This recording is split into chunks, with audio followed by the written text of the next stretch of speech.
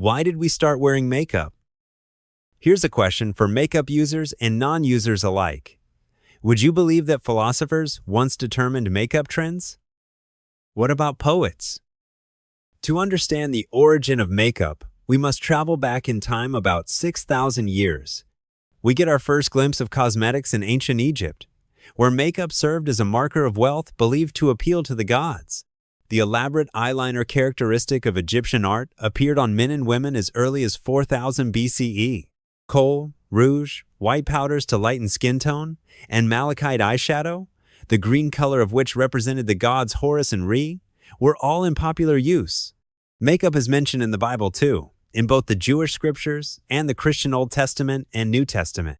The book of Jeremiah, which details the titular prophet's ministry from about 627 BCE to 586 BCE, argues against cosmetics use, thereby discouraging vanity. And you, O desolate one, what do you mean that you dress in crimson, that you deck yourself with ornaments of gold, that you enlarge your eyes with paint? In vain you beautify yourself. Your lovers despise you. They seek your life. In 2 Kings, the evil queen Jezebel exemplifies the connection between cosmetics and wickedness, being described as having painted her eyes and adorned her head before her death at the behest of the warrior Jehu, though Jezebel's makeup use was not the impetus for her murder. So too was there a disdain for cosmetics among ancient Romans, though not for religious reasons. Hygiene products such as bath soaps, deodorants, and moisturizers were used by men and women were encouraged to enhance their natural appearance by removing body hair, but makeup products such as rouge were associated with sex workers and hence were considered a sign of shamelessness. Deriding makeup users is a common theme in Roman poems and comic plays, though theatrical performers constituted one of the few classes of people expected to use cosmetics. And admonitions against makeup appear in the personal writings of Roman doctors and philosophers. The elegiac poet Sextus Propertius, for instance, wrote that looks as nature bestowed them are always most becoming. And the philosopher Seneca the Younger, in a letter to his mother, praised the fact that she never defiled her face with paints or cosmetics. This Roman view of cosmetics was at least partially rooted in Stoicism, a philosophy that foregrounded moral goodness and human reason. Stoics regarded beauty as intrinsically related to goodness. While an attractive physical form might be desirable, true beauty was instead associated with moral acts. Decorating the body with cosmetics implied a vanity or selfishness that, to Stoics, was undesirable.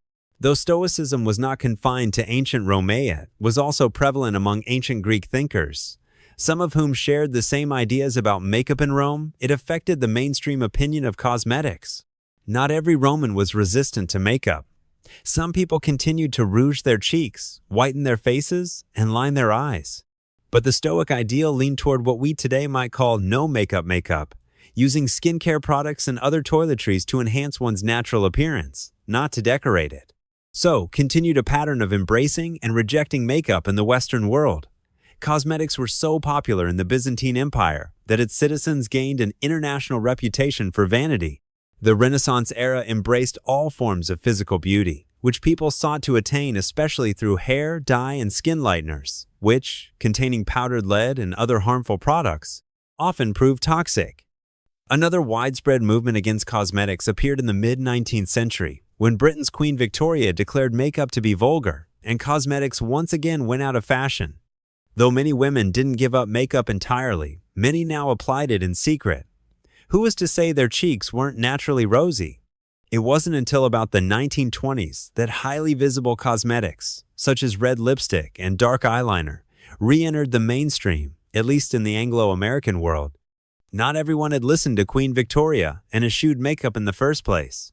As the beauty industry gained a financial foothold, often in the form of individual women selling to other women, dissenters found that they could no longer compete.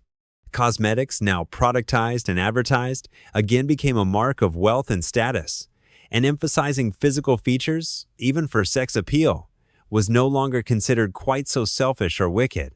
Eventually, advertisers persuaded women to take the opposite view. Cosmetics were a necessity. But that's another story entirely.